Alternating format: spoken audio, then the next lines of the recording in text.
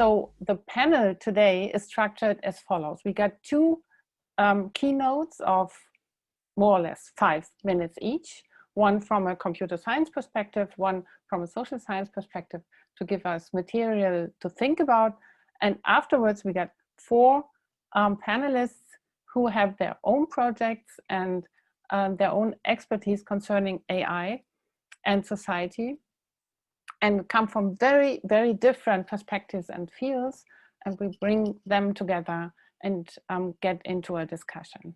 And of course, you as audience, I only see little numbers and things, but I imagine hundreds and hundreds of people out there.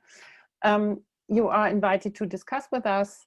We will monitor the chat function here, and please, especially at the last third of our panel, please feel free to ask questions and discuss topics with us.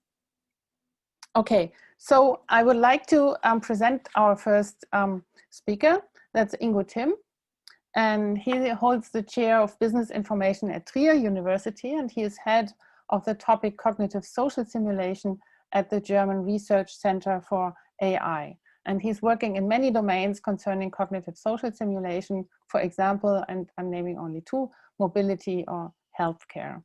And he's in charge of the section on AI at the German Informatics Society, whose activities he's going to spell out in his talk on activities of the special interest group concerning AI education. Ingo Timm, the floor is yours. So this is my pleasure to give you a small introduction on what we are doing at the German Informatics Society on education. And I thought when introducing a topic here, I would go the long way, but I have to stick to 5 minutes. Fortunately, in AI, we know the vague concept of names of symbols like 5 minutes, and I will stick to the vague concept and not to the exact concept of 5 minutes. So the German Informatics Society, you are at one of the conferences from the German Informatics Society at the moment, are around about 20,000 people working in 14 sections, and is the biggest computer science representative society in the German-speaking world. And it has a very long history back to '69, so it's really the starting time of a name of informatics, which is used in Germany for computer science, is also very closely connected to the foundation of a society. The society has, from the 70s, they have some sections on education. The sections change the names a little bit, but the main topics go through the time. And at the beginning, in I think 74, 75 is the first time I found the section on education.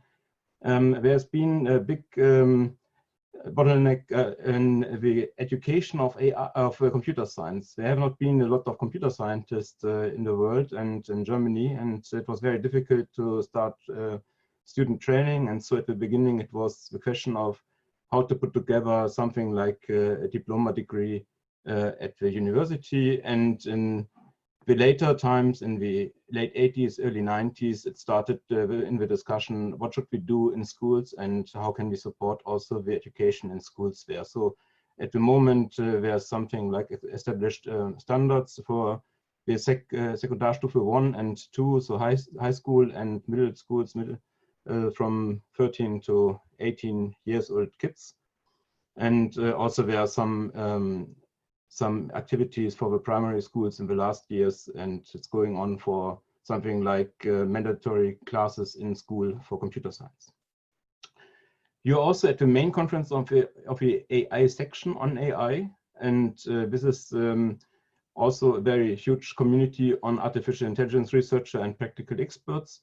We have more than 1,000 personal members and 10 different special interest groups from a huge variety of topics, and we have an annual conference which you are joining at the moment.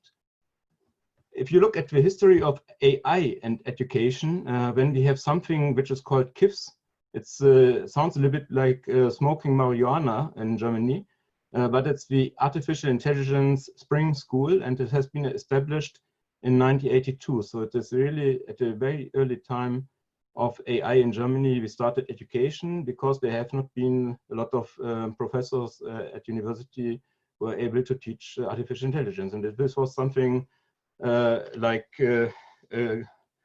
grassroots initiative for education in AI. And this changed a little bit in 1996. It moved to an interdisciplinary college in that time.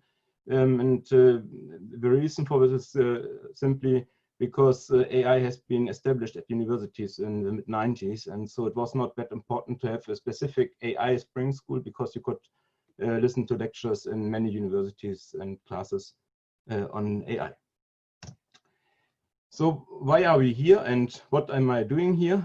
It's one of the points is we are also connected to schools. In 2018, we got a request from the state Baden-Württemberg, and they asked us to consult them in the profile of computer science at the technical high schools, the Technische Gymnasien. And there's a profile subject computer science. So if you are going for computer science as one of your majors in the technical high schools, they asked us, okay, what should we include from AI? And they started with the standard topics like machine learning, and maybe also deep learning. And we went into discussion and had very fruitful discussions there to give some variety of different topics. And we tried to show that AI has many fields and many different areas of technology which are very important to know something about if you are connected to AI. And this led us to the question when summing up what we have done there was question, what are we doing with schools and AI? Are we doing anything as an AI section? Or do we say this is something for the lecture, for the didactics, for the computer science education department? Is not our topic. And I think the important thing is we don't have to do something like study program or to really work out the classes on AI. But as an expert panel, we should try to give some idea about what should everybody knows about AI. And this is, I think, also a very important question for the society, the question of what is necessary in the society that the people understand about what AI algorithms do or how do they work, that they can better judge on the question, is it a fruitful or not that good algorithm which I have here? Should I follow the response or the solution of the algorithm, or should I throw it away because it's not reasonable in the moment? So the question of, is it something like a miracle, like magic, or is it something which I can assess and I understand something a little bit about it? But we think we have some time for discussion after the introductory talks. And so I close my talk here. Thank you very much for your attention. Thank you very much for your very short, very brief and remarks on activities of the society. And we will pick some of it up in our discussion. And I would like to switch now to Dr. Roland Stürz, our next speaker. Welcome to you too. Roland Stürz is department head think tank at the Bavarian Research Institute for Digital Transformation. And Roland Stürz is an economist by training and did research at the LMU Munich on innovation, technology management, and entrepreneurship. And he's going to present here a social science study, a survey on AI knowledge and attitude towards AI in Germany. Thanks a lot, and we're looking forward to it. Thank you very much for the kind introduction and the invitation to present some of our highlights here of our study we conducted, also in connection with an event last year dealing with AI. So if you think about artificial intelligence and its impact on the world, one thing you might want to consider is the impact on the economy. And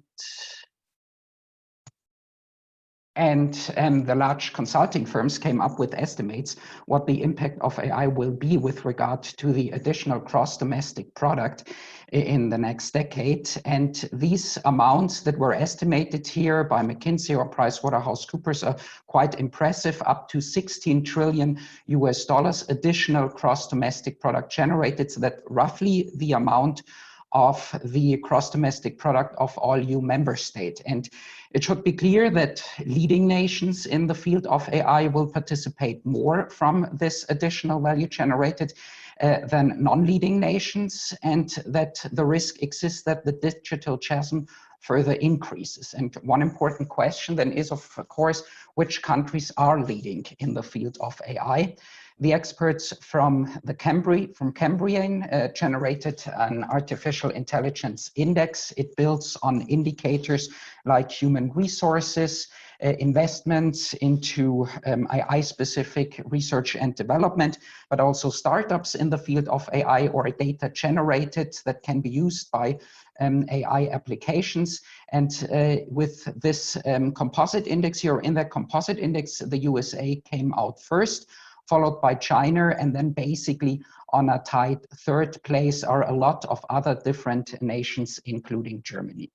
And that is basically the background of our study, where we asked internet users in Germany, about 1,000, what they think about AI or what their attitudes towards AI are.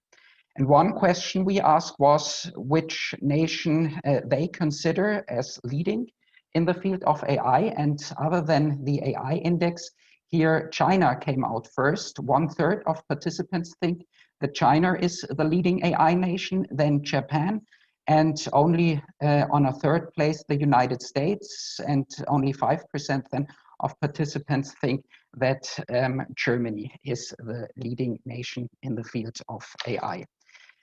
So it might also be interesting whether people fear that in an international comparison, the German economy runs the risk of being left behind in the race for AI. And a majority agrees with this statement. 53% agree, only 12% disagree. And about a quarter of respondents do not think that they are able to evaluate the statement. Why this is the case becomes clear when we look at what people think about themselves, what the knowledge is about AI. 11% of internet users have not heard the term. 10% say that they have heard the term, but don't know what is meant by AI. A majority of 52% can only roughly explain what is meant by AI. And about a quarter knows more, can easily explain what is meant by AI, or would consider themselves to be AI experts. We also wanted to know whether they see AI as a chance or a risk. More people see artificial intelligence as a chance, 28%, compared to 20% that see it as a risk. But a majority, 52%, either say neither nor or don't know. And we also wanted to know then whether people want more state control and regulation in the area of AI in order to avoid undesired effects of artificial intelligence. And again, majority agrees with the statement. Roughly half of the respondents, only 14% disagree. And with the 5-minute restriction in mind, that's already a brief overview of the main results of our study. So an in-depth understanding of AI does not yet exist. People see AI rather than a chance than as a risk. And the call for more regulation and control is also loud. One implication we draw from this is that knowledge transfer and education is important to all groups in society. One example we mention in the study is the Finnish course Elements of AI that was heavily pushed by the public and the private sector in Finland, and a lot of Finns took part in the course. The course exists in German language now as well, but we think that it is not so much advertised and pushed as it was the case in Finland. And pushing such a course, for example, that explains what AI means, what the possibilities are, what the limits are, could be one good measure in order to transfer knowledge and to educate people. You can read more about our results in the German language study available on our website. And with that, thank you very much for your attention. Thank you very much, Roland Stürz, to give us more data on what people think about AI. And I think we can see already there's stuff to do in this area. So I would like to open the discussion now, and I would like to talk to our panelists and step by step introduce them. And I'm starting with Annabel Lindner, who is working at didactics of computer science at the Friedrich Alexander University at Erlangen-Nuremberg. She is holding a master's of education, and she invented with a colleague AI Unplugged. And why did you unplug AI, and what does this do? Well, in fact, unplugging had basically a simple reason. It was, first of all, help for us to get an idea of what are the basic concepts of AI. This was the first reason why we decided to, go without computers, more or less. The other one was that we are more or less had an audience, our pupils, with little programming experience and little mathematical knowledge. So we had to find a way to make AI accessible to them without, say, having a lot of Python programming on board or something like that. So we wanted to have more or less activities which are accessible for everyone. And we decided to take a more or less playful approach and to portray, the broad possibilities, methods, and topics of AI in these activities. And for that, we are using more or less a three-step approach. So we have, first of all, this playful hands-on activity, often games. Then we try to have a look at the basic principles behind these games, which are the basic principles of AI. We are reflecting about the activity, and then we are taking these ideas to real-life principles, and then can go on, for example, to other activities like programming, like testing applications on the internet, whatever. If I might show you one example, I have something neat with me. For example, we have a classifier. I don't know if you can see that. We have works more or less with my virtual background. These are small monkeys. They are biting or not non-biting. And we have these two groups with training data, more or less. So we have already two groups where these monkeys are labeled. We show those to the students, and then they have to design a certain set of rules to distinguish these both groups. And then we can take different monkeys as the training data, the test data, to evaluate their models. And with these models, we can see which student developed the best model, the winner of the game in this case, and also the basic principles of supervised learning all together in one small activity. We can then talk about this training and test data stuff. We can talk about features. We can talk about overgeneralization when bringing in other examples of monkeys or different animals. This is the basic idea of what we do with AI Unplugged. Mm-hmm. Okay.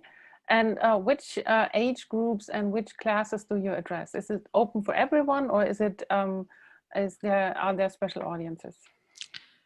In fact, it's open for everyone. Yes, I would say so. We first of all thought about secondary school, but it turned out that we can also do these activities with primary school children. It just depends on how much detail you give about the background afterwards.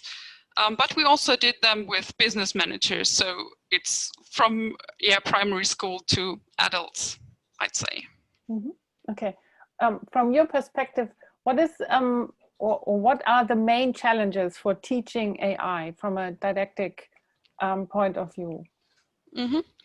I think there's three main challenges. First of all, we have certain ideas of the students which are already shaping their picture of AI, which is often science fiction, often robots, strong AI, men-like AI, and coming with that a certain fear of AI and no realistic assessment of what AI can do or can't do.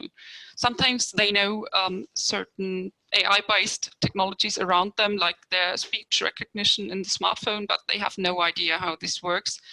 And they have like this magic image of what happens.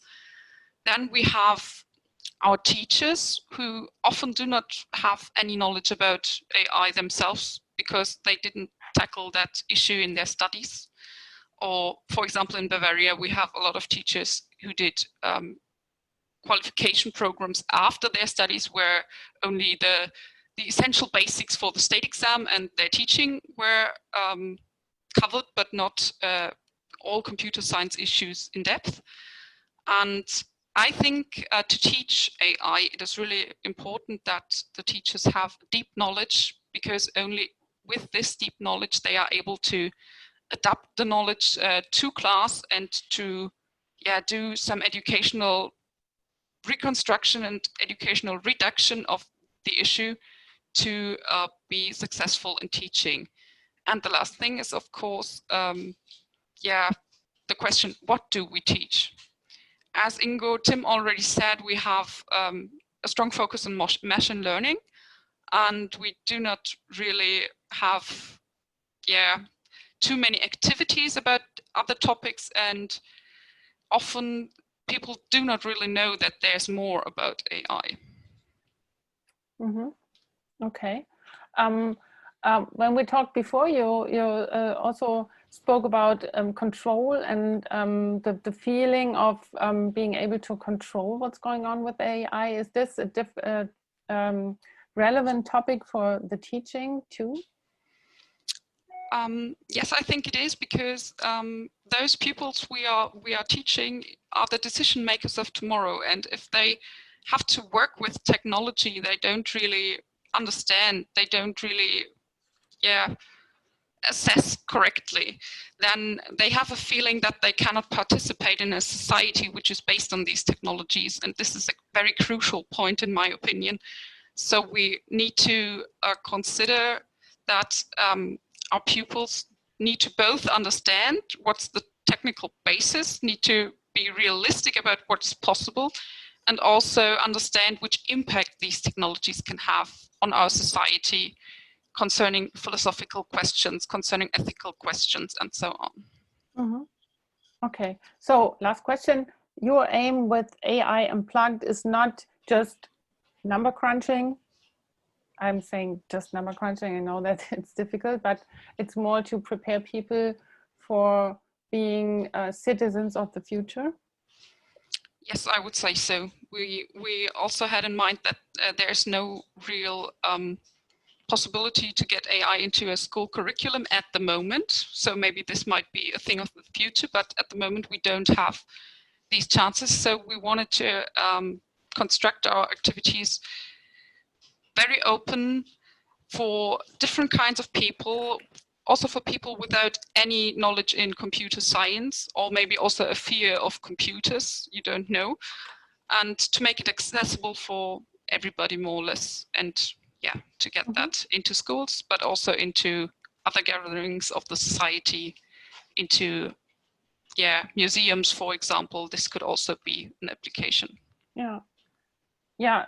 Thanks a lot. I think we can come back to the question of how do we get AI into school curricula. So maybe we now switch to another project, and I would like to talk to Mike Berndt, who is the program manager of the project KI2020 AI Campus, which is still in the beta phase, but I think he can already say a lot about how it is going to work. The project is funded by the Stifterverband. Mike Berndt is, among a lot of other things, an e-learning instructional designer, and he has been a DAD lecturer in Shanghai University of Science and Technology for 4 years. And he is not only concerned about how to teach AI to people, but also how to use AI to build smart learning environments, right? Yeah, right. Okay, so KI Campus, how does it work? Yeah, it's basically quite easy. You register with your name and your email address, and then you basically can start learning. Although we are live only since July, we are basically ahead of our launch milestone by 9 months.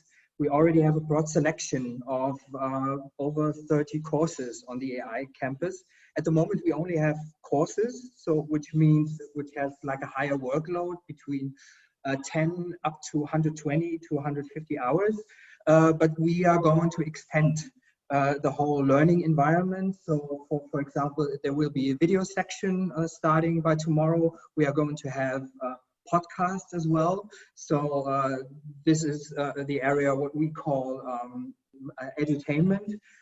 We are going to have another set of learning nuggets like small programming exercises, lab experiments and stuff like that. So our aim is to really create some sort of what we call a smart learning environment. That's something basically I brought from China, which absolutely includes everything when it comes to learning offline and online. That's why we like to speak of digitally enhanced learning. So that's why I really like the approach from Ms. Lindner as well. It starts with hands-on stuff, and it basically ends with on the highest level with programming algorithms and stuff like that.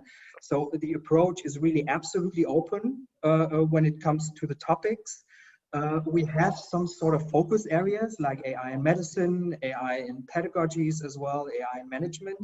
But nevertheless, when it comes to the formats, when it comes to the resources, like everything based on open educational resources, so everyone can use of it, like learners, educators, interested enthusiasts in AI. And what we would like to do is basically to at some stage bring informal learning with videos and stuff like that into the learning, and to get even a higher outreach, and to show with the smart learning environment that learning, like even on an academic level, can be fun, can be entertaining, can be inspiring. So we really want to work on the emotional and motivational level as well. Mm-hmm. Thanks. That's a very ambitious project. And I find it very interesting because it is addressing many, many audiences. How do you get these audiences to land on your page and to find stuff there? The different kinds of audience. Do you have target audiences, or how do you address them? Yeah. We have certain target audiences, of course, because we are funded by the BMBF, and we needed to focus on certain groups. So, of course, like one of our main target groups are students, but we also focus on lifelong learners, and within the lifelong learners, like people in job contexts as well. So for example, we have one course from the University of Bamberg in the Fraunhofer Research Group, which is going to launch tomorrow, where we try to get, for example, students in engineering. It's called Explainable Machine Learning for Engineers, as well as lifelong learners. We have to see if this works. So we are in the beta stage at the moment. We are not like, of course, we are already in social media, and we are in talks with higher education institutions. But at first, now at this stage, we want to have first learners who are going to test the stuff we have on the platform, and we want to learn from our learners basically what they like, what they want to do, how they perform in our courses, in our learning opportunities. And based on these data we are collecting, for example, out of learning analytics, we want to create basically curricula, courses, and it's basically tailor-made for the learners. With this inclusive approach, that's the first step. We want to get more and more learners. And if we are out of the beta stage, of course, by the end of the year, then we are going through press and using like LinkedIn, Twitter, like social media to get to our learners, but also, and that's really important for us as well, by cooperating with the higher education institutions in Germany and Europe. We are already like have a collaboration with Luxembourg, for example. We want to have professors, student ambassadors working as multipliers to have even a greater outreach, like more or less face-to-face, because what we want to have as well. Like we are now like in a maybe high stage when it comes to digital learning due to COVID-19, but we are already like thinking about what's happening in the phase after COVID-19. Yeah, we don't want to have the whole water back into the same basin again.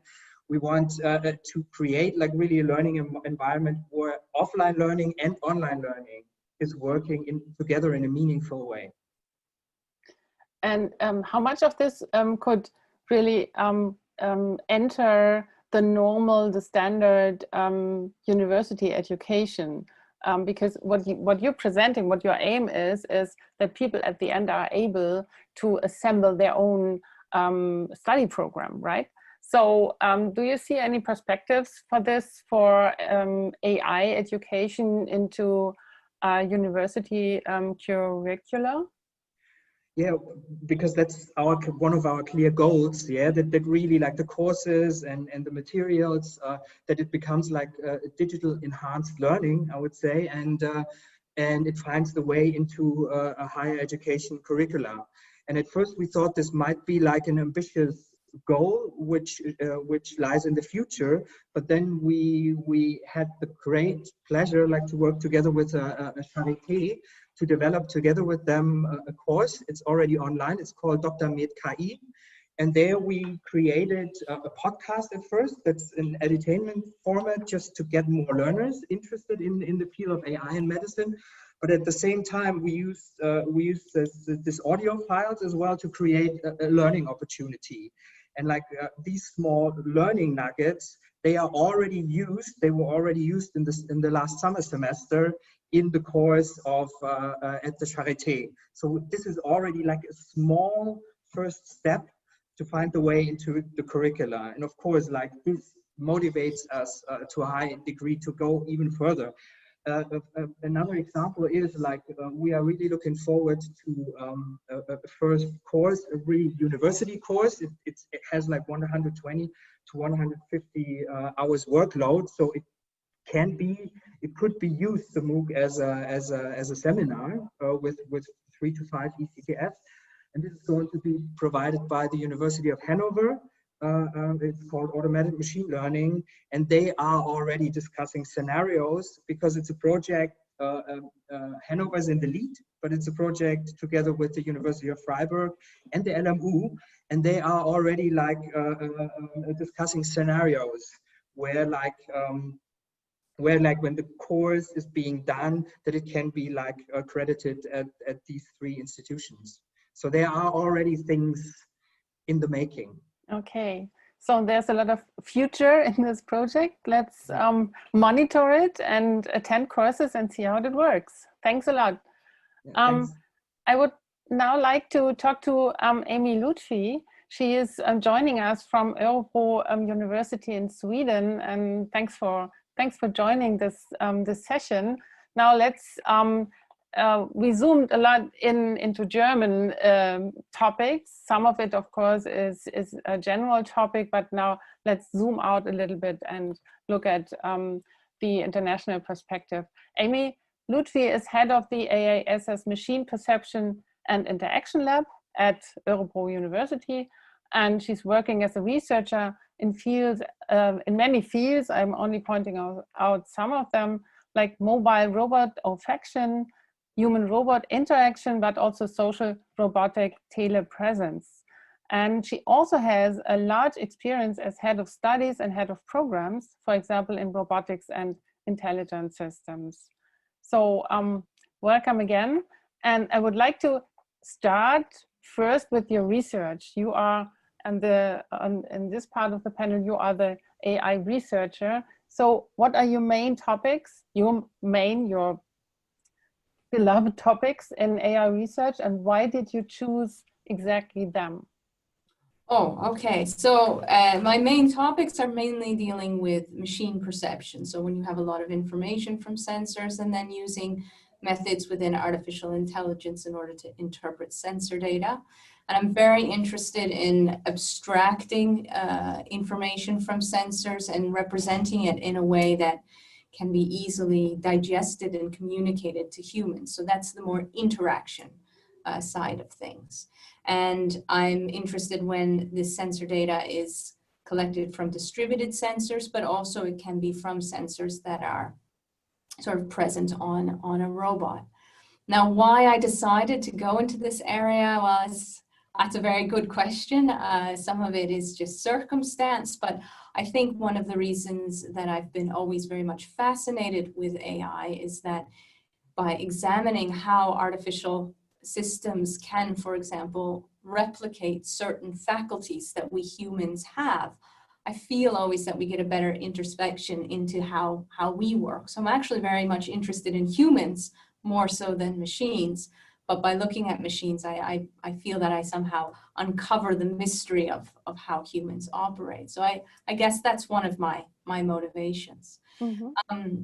As you mentioned, I have an experience in education, and more recently, I've been appointed as Pro-Vice Chancellor at the university, responsible for AI.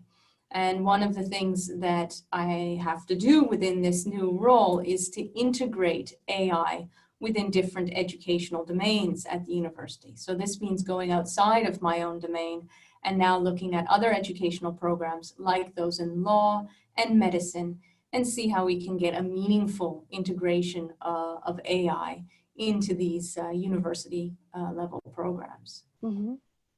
Where do you see the main challenges for the development of this kind of program? I mean, of course, you got the Swedish perspective, but we always like to learn. So what would you see as your the main challenges you have to tackle with? So when it comes to integrating AI into other programs, particularly at the university level, I think here one of the main challenges is to really make a meaningful integration. And what I mean by that is that many university programs in Sweden, but also around the world, they're sort of built in different ways. And one way is, of course, you have a number of courses that you take in progression and sequence. And one approach to doing an integration is, and this is not an approach I advocate, but it's one approach where you just simply give them a course in AI and then hope that that is enough. But what we've seen, particularly when we've been talking with different deans and professors and responsible for the development of their own education programs, is that we need to really integrate the aspects of AI throughout the various phases of the program. And this requires a very close collaboration and close interaction between those who are providing the AI knowledge, often computer scientists, and those who are sitting on domain knowledge, could be your doctors or could be your lawyers and so on. And this is not very trivial to do. I think being an engineer, you know the challenges of integrating mathematics into any engineering program. And here I think I see a lot of similarities when we're trying to export AI into other university education programs.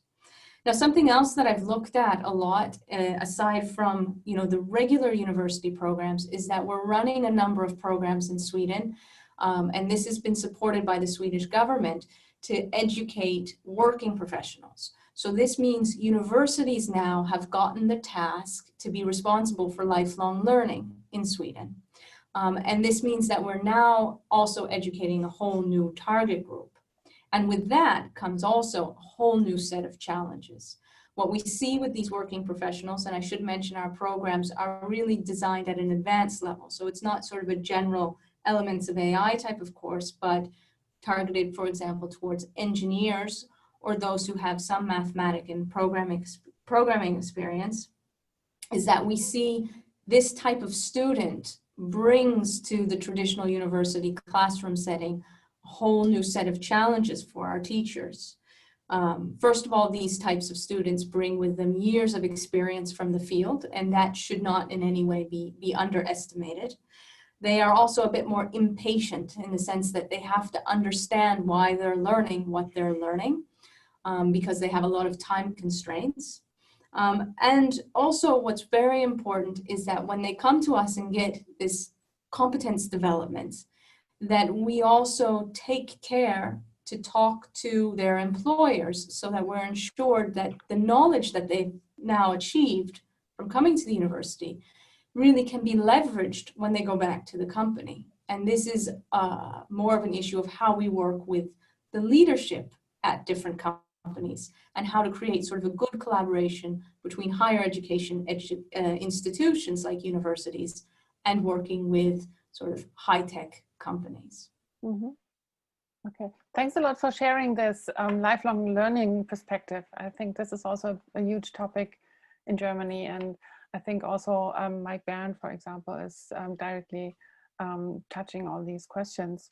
Now switching back to university, you said that it's a challenge to integrate different fields within university with AI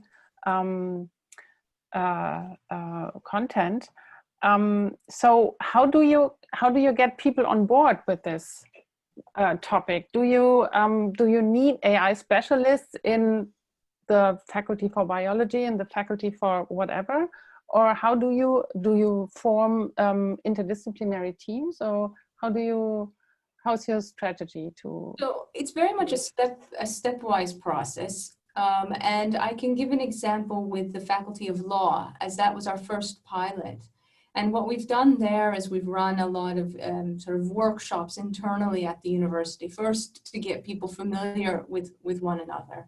And this is quite important for the relationship building. And I can say we're a relatively small university here at Örebro, so there are, conditions that allow for that kind of interaction to happen. But after we have sort of come to the point where people are familiar with each other, then we have to actually get down and start looking at how the curriculum is for, in this case, the law program, and really try and bridge between these different disciplines and getting the computer scientists and the lawyers to talk to each other. Mm. And then what we did is we drafted a new curriculum that had an integrated approach. And I think we took a sort of a light version here, where we start sort of with the basics. Well, what are the basic properties of computing that are important for them to know, so that we can build a progression from year to year, so that eventually we can start talking about AI.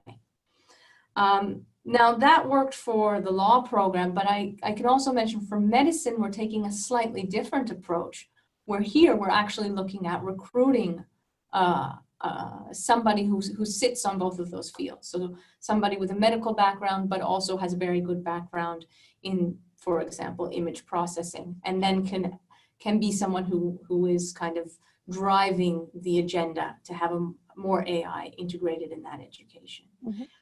And so we will see which one of these approaches works the best. I think we're discovering right now to find a good way. And yeah, time will tell.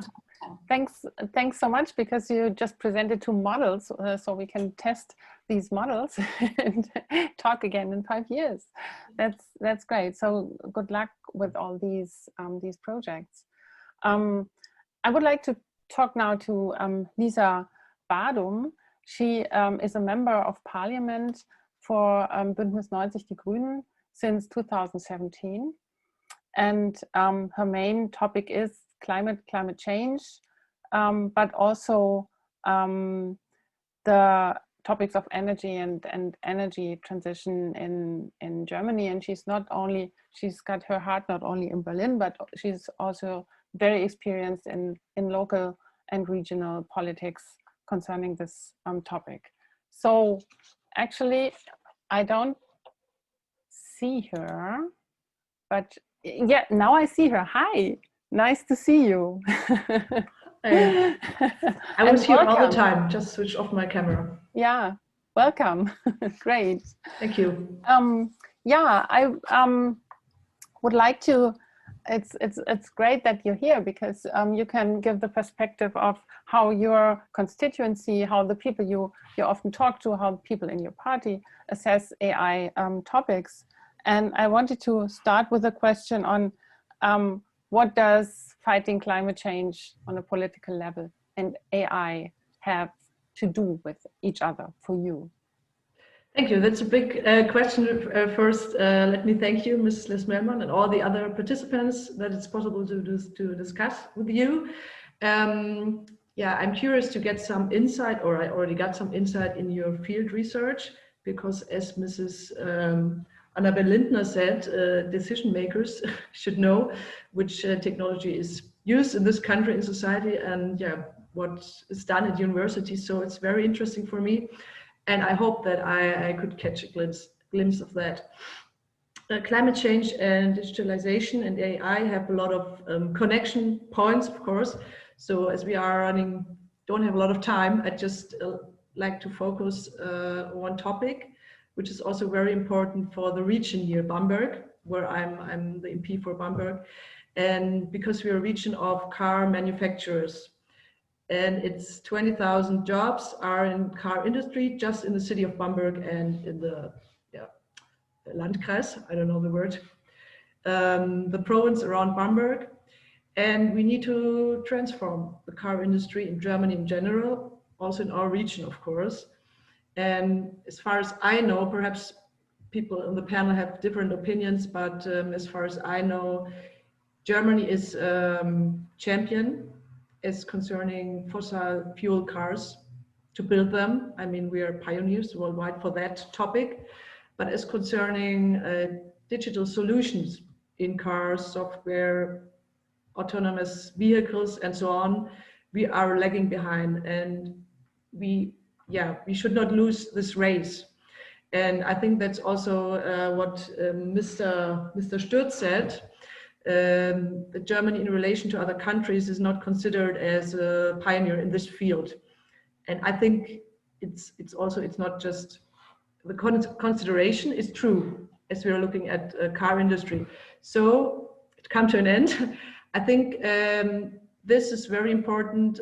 How can we, be a pioneer in this race and transform our car industry, and also transform the people, engineers, all the people who are working in car industry today, and the departments at universities which are dealing with car industry at the moment. So this is a very important topic for me, and yeah, I think there's a lot universities can contribute to this transformation. Mm-hmm. Yeah, thanks a lot. I already saw some people à point to say something, so please say something. It's open for discussion. You can just raise your hand, and I hope Mr. Wiener is seeing it, and we can also collect it in the chat space. So to ask a little bit more pointedly, would you think that the German AI community has to do more for teaching AI to people, either at school, either at university, or at a lifelong learning? And I think I heard a lot of examples where AI is taught to people. And I really think what Mike Byrne said, that it has to be in the curriculum in general. This is a very important topic. So you had the examples of doctors at Charité, which are, getting familiar with the topic, or we heard also the example of lawyers, what Mrs. Lutfi said. And I think in all the major professions, we need to have this connection. So basically the ministry in Berlin and the government should spend more money on programs like you are doing, because I think otherwise Germany will not be, cannot compete with other countries in the world in this field. So what is your experience when you talk to your constituency? Do they feel the same? I mean, you're also locally connected, you talk to people. Do they feel the same, that AI should be more prominent in university programs or school programs, etc.? Or is there more like a reluctancy? I think some people are really into the topic. For example, yesterday I was elected in my constituency as a candidate for the next elections. And one woman raised a hand and said, okay, you didn't say a word about digitalization and AI, so what's the green program about it? But I think it's a special interest. It's still special interest. So it's really important to get the topic in daily lives of people. And that's what we as politicians are supposed to do, I think, to translate the topics into people's daily life, or to explain to them why it is important to them every day. So, for example, algorithms. Everybody here knows everything about it, but I just know that a lot of programs we are using every day are structured by algorithms. So I don't know, either you're looking at Facebook or Amazon or whatever everybody uses every day, and it's AI. So I think we should use more examples like this to tell people how important it is. But I think it's difficult to contribute something to the topic. I mean, if you're not an expert in AI, and I don't know, you're just using Facebook, what can you be your contribution as person? So I think that's, perhaps I get some information about this on the panel to take it back to people in my constituency. Okay, thank you. So that's another trigger for opening up for discussion. So Amy Lutfi, I see your hand. Before, let me say that Roland Stürz has to leave us now. He has got another meeting. So thanks a lot for being here and for contributing. And we will send you some questions by email. All the best. Bye. Okay, Amy, Amy Lutfi, please. You had a question. Yeah, I just wanted to mention, because we talked about the course elements of AI that was given in Finland. And one thing that the Swedish government and the Finnish government did is that they challenged each other who could be first at educating 1% of the population in AI. And then they used the elements course as one example. In Sweden, there is now about 20,000 people who have taken the course. Unfortunately, with a lot of these online courses, the retention rate is a bit low. So there are about 3,000 or so who have actually completed the course. So I think we're actually losing the challenge. But I just wanted to lift it, because that could be one way to incentivize and to lift awareness, is to have this kind of sort of friendly competition between neighbors. And that was one approach that the Swedish government took. That's a very good idea. We should do that. I mean, we have this wonderful possibility of competition between 16 states in Germany, so we can start that. I would like to come back to a question that was raised by some of you, and that concerns the question of what should actually be taught and what should actually be known. I mean, if I want to be a good citizen who wants to make good and rational decisions, political decisions, for example, maybe I need other forms of knowledge about AI than to know what is my smartphone doing with me now. Okay, so there are different domains of knowledge concerning AI. So what should be taught? That's an open question. Anybody please chip in. Maybe I can take the word at the moment. Yes, please. I think it's very important to really think about this issue. What is specific about AI, which should be known by everyone, and what is specific, not specific about AI, but it's more about computer science and should be known by everyone. And I think this is something we have to discuss in a broader sense, because everyone is asking for AI now. 10 years ago, a lot of people were asking for computer science, and this is not completely different from what people should learn about it.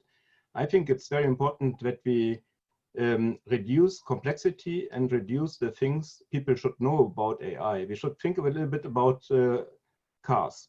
Everybody of us has learned something in school in Germany. So you learn something about cars in school, but you don't learn how to build it. You don't learn how to repair it, but you learn about the main components and about specific features of the components, what the brake is and how it works, or what the gear shift is, or how it works, or what an engine is, or something like that.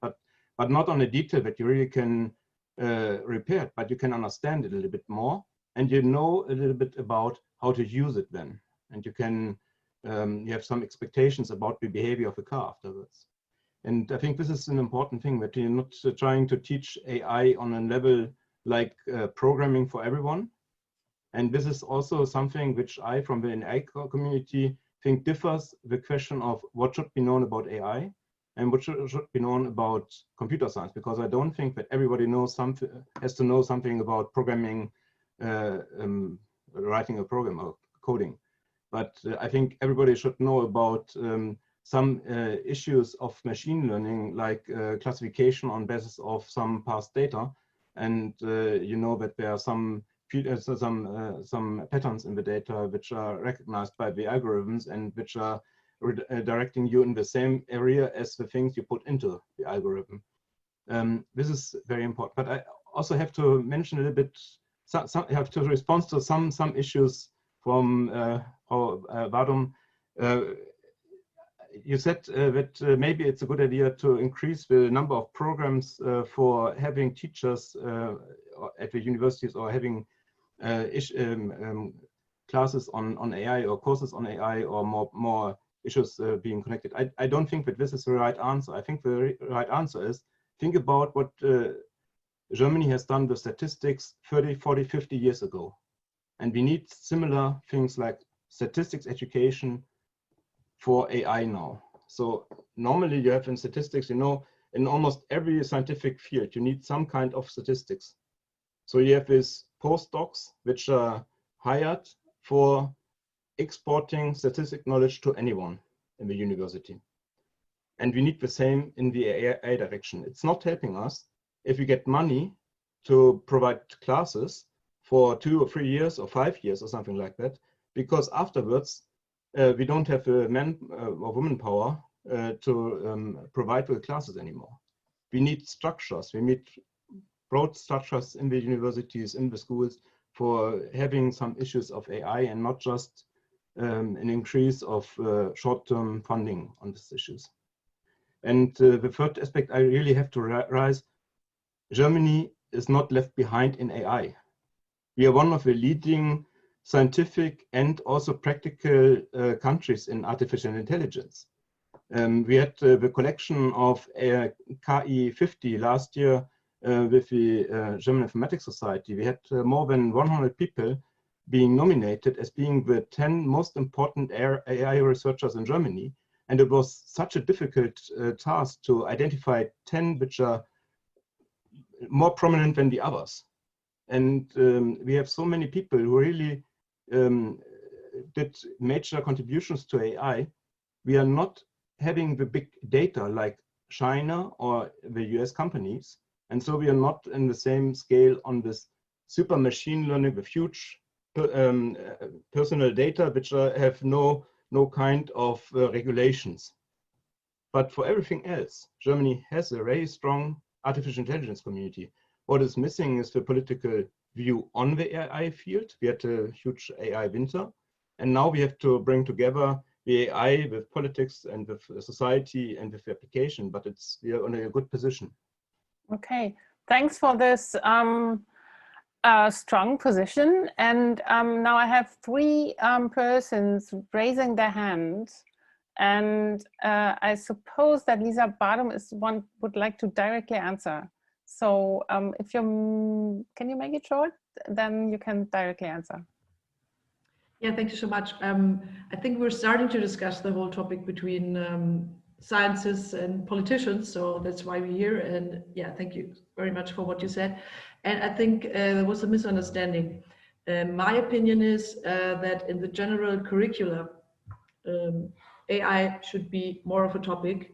Of course, also in programs, but for example, put in a concrete example, when engineers are studying, I don't know, car industry science or whatever it is called, there should be, AI should be important part of it, because in the future, this will be more important in the future mobility industry. We still have to build. So I think it should be a part of the education. And secondly, of course, you're the experts on AI in Germany and all over the world. So I just pointed out my insights I took about the car industry, what I read about the car industry, and that we are not, that we lost the race in some cases that other countries were more innovative than Germany. But of course, I cannot speak for all the fields or AI in general. So because my special topic is the car industry. Okay, thanks a lot. We are in the middle of a starting to be heated discussion. That's great. I would like to ask, I think it was, the first was Leonard Wohlschlager. Yes, that's true. You can also show us your face. You can switch on the camera. Yes, hi. Of course, but my connection is pretty weak. I'm trying to explain the thought that I have during I had listened to all these lectures and all these papers presented, and my gut feeling was very good, and I think the scientists are very good at their jobs, and but what I often couldn't understand is the application of this algorithm.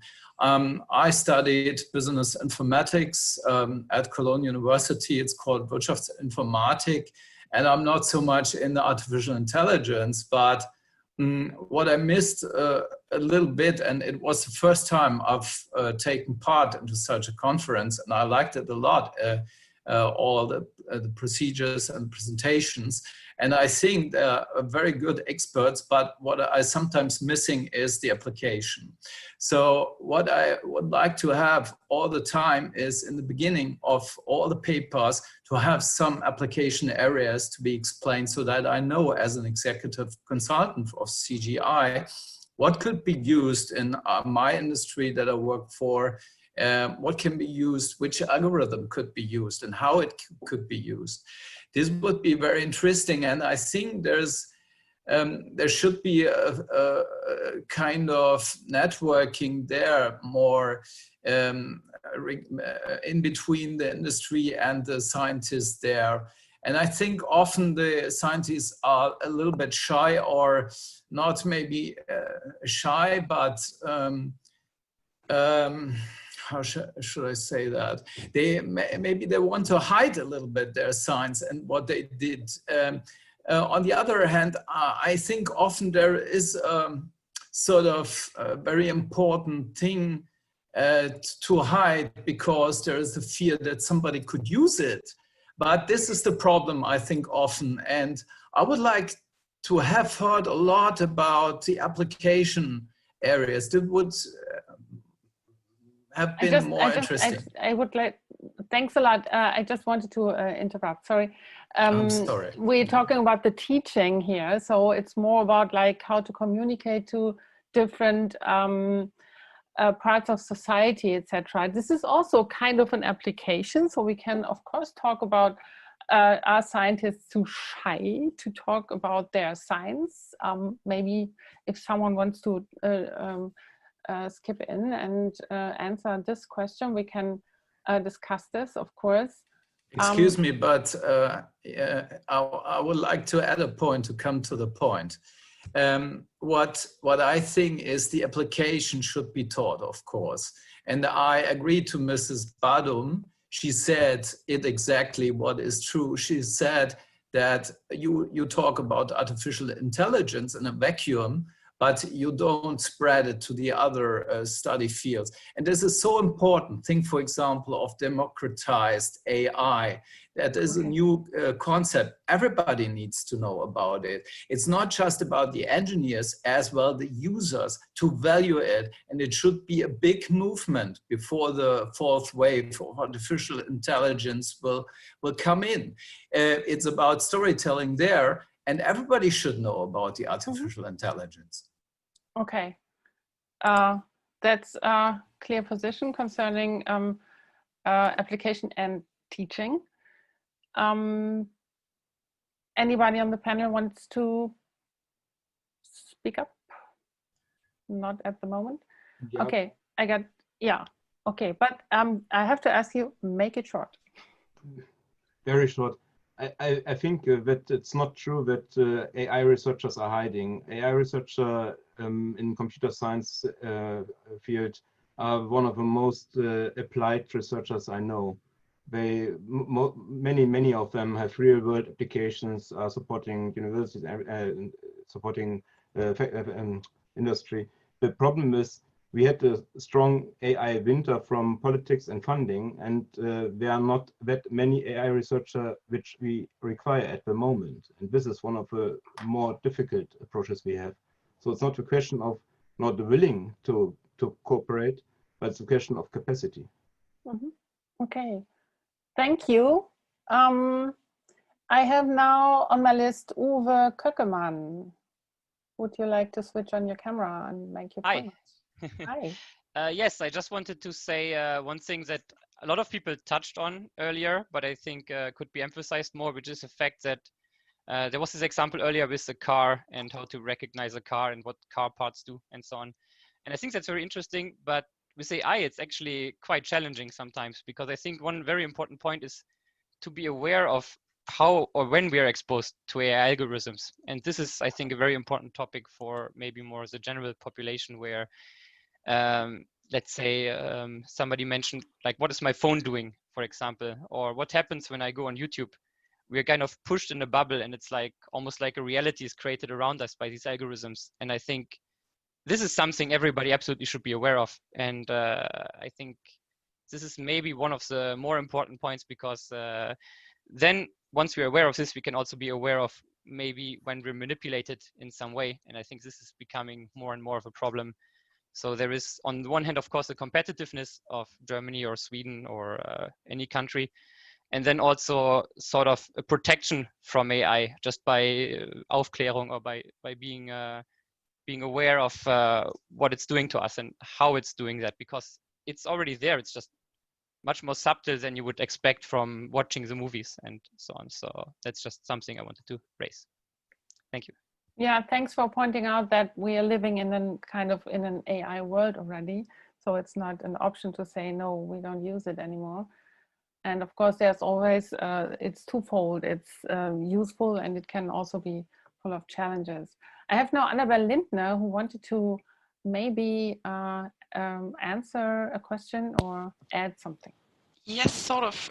I think I'm referring to both Uwe Köckemann and the other issue concerning the applications we heard before, because this is also one of the points we need for teaching. Our teaching must be related to the world of our students and the things they are experiencing in everyday life. So we have to track those AI phenomena we sort of see already in our world and which are coming up. And these must be more or less the basics, or the basis of our teaching, I think. And then we need our experts to give explanations of how this works. And maybe this sometimes needs different experts, for example, coming from medicine, coming from the law section, whatever, to bring these fields together with artificial intelligence and with computer science in general. And there's also the point Ingo Tim mentioned. We have to agree on something. Which do we really, which applications do we really consider as AI? There's this saying, when AI has solved the problem, it's no longer AI. So this is something we have to discuss and find out how we can make this slight difference between AI and computer science, and what adds onto computer science with AI. So what are the principles which are coming on top, more or less? Mm-hmm.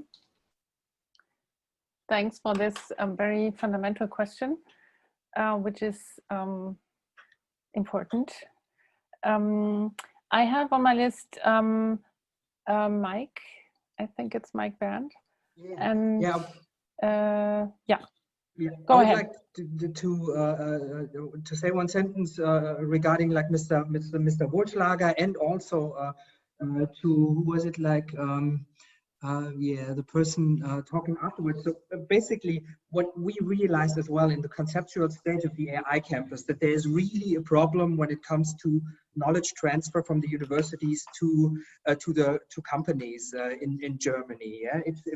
Yeah, I wouldn't say it's hiding. I would say it's just not there. There is no experience in that. Yeah, you see this much more in China or in the US. And this is why, as we created the idea competition, that was basically the initial stage at the AI campus, we say we want universities and companies developing learning opportunities for the AI campus. We kind of forced them working together because we say we prefer these kind of idea sketches and these kind of development approaches. And out of 137 idea sketches, we really picked 13 where there are bigger consortiums, partners working together, that you really have this knowledge transfer from one side to the other. And the other thing is, when it comes to AI and the usage of AI in certain fields, that's really necessary in our society, some sort of demystification of algorithms. Yeah, because what we see, for example, as we're working together with doctors at the Charité, for example, that doctors are afraid of using symptom checkers, for example, or chatbots, which are now more and more coming, because they don't know what's happening. It's a black box for them, yeah, and they don't trust them. And in the worst case, they even are afraid that they are one day being substituted by the AI. And we have to tell them, and we have to teach them, and we have to clarify that it always is and needs to be like some sort of support system, and there is no need to be afraid of that.